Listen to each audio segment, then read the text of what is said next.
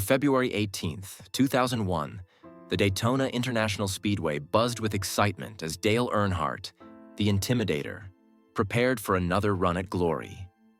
The seven-time NASCAR champion wasn't just racing for himself, he was protecting his teammates, Michael Waltrip and his son, Dale Earnhardt Jr. In the final lap, while running third, a light contact with Sterling Marlin's car sent Earnhardt's black number 3 Chevrolet spinning. The car collided violently with Ken Schrader's vehicle and slammed into the wall at over 160 miles per hour. What appeared to be a minor crash became one of NASCAR's darkest moments, a tragic impact and its consequences. Despite wearing standard safety gear of the time, Dale Earnhardt suffered a fatal skull fracture. The crash exposed NASCAR's inadequate safety standards. No mandatory Heinz devices, hard concrete walls, and limited head and neck support. Medics arrived quickly, but it was too late. The death of one of racing's greatest icons stunned the world, turning a day of celebration into a day of mourning. Fans were left heartbroken, and questions began to swirl about who, if anyone, was to blame for the tragedy that took away their hero.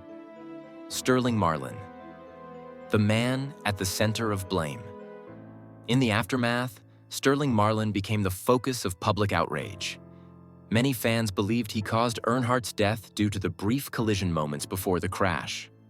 Marlin, devastated and overwhelmed by grief, received hate mail and even death threats. NASCAR cleared him of wrongdoing, calling it a tragic racing accident. But public anger persisted.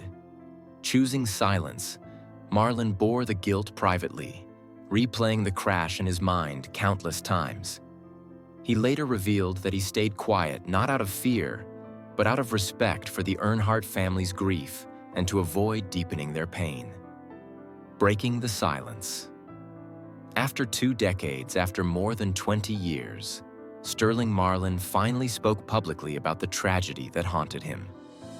In a quiet, emotional reflection, he confessed that the moment of collision still replayed in his mind, but affirmed it was a pure accident. Marlin explained that he had tried everything to avoid the crash. He acknowledged that while he could not change history, he hoped Dale's passing would lead to lessons and improvements. His words showed humility, grief, and deep respect for his fallen rival, describing Earnhardt as a great driver and a wonderful man who changed NASCAR forever. The legacy of Dale Earnhardt. Dale Earnhardt's influence transcended racing.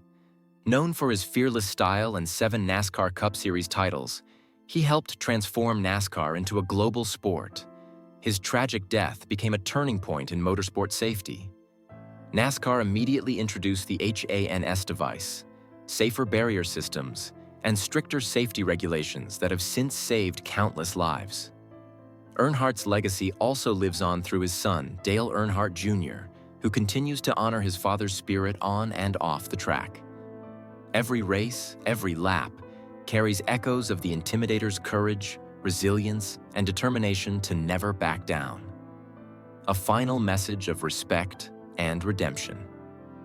At 67, Sterling Marlin's confession was more than an explanation. It was a tribute. Remembering Dale as a competitor, friend, and father, Marlin expressed gratitude for the lessons learned from him. He reflected that while the tragedy was devastating, it led to safety advancements that now define modern NASCAR. His words, "Live fully, race like today is your last," embody the spirit both men shared. Dale Earnhardt's death was not the end of his story. It was the beginning of a safer, more united NASCAR. His spirit of passion, courage, and perseverance continues to drive the sport forward.